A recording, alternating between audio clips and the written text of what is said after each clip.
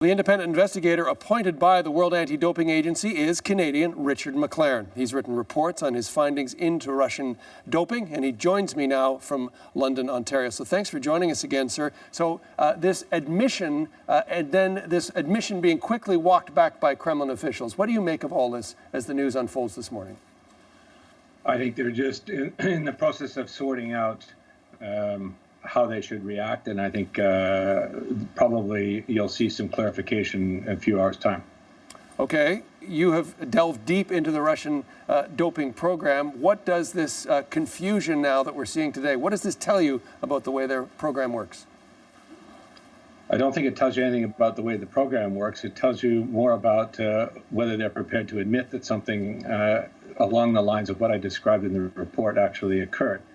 And I think they implicitly acknowledge it, but they don't expressly say that what I described in the report has occurred.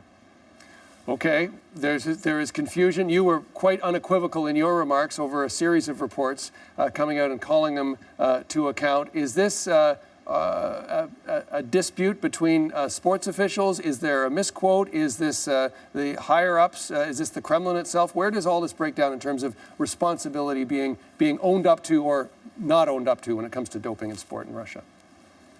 I doubt it's a misquote. The Times reporter is very careful in what she does. I've had numerous conversations with her over months, and I think there's some confusion about how Russian officials need to respond to what she had to say. I doubt that she was misinterpreted. Okay, you have done a lot to recommend what Russia should do to clean up doping in sport. What do you think the Russians should continue to do or should start to do now? Well, they've already started. First of all, they removed all the people that were mentioned in my report earlier in July of this year. And they've appointed Vitaly Smirnov to head a public commission to ensure that the anti-doping system operates properly and effectively.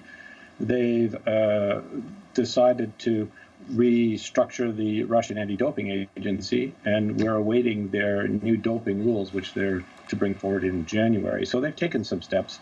A lot more to do, and don't forget that you can change all the rules and you can change the law, but that doesn't necessarily mean that the behavior on the ground changes.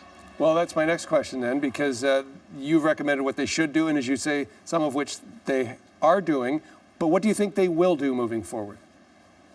I think that the officials at the senior levels really want to rejoin the community, the sport community, and get inside the tent, and I think they're genuinely pursuing reform.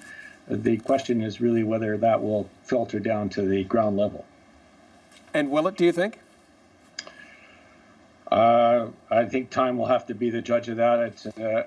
It's very difficult to forecast whether that will occur. It's an enormous change for a lot of individuals, and it's a cultural aspect of how sport is played and carried on in Russia. So I think it's going to take some time for it to really change.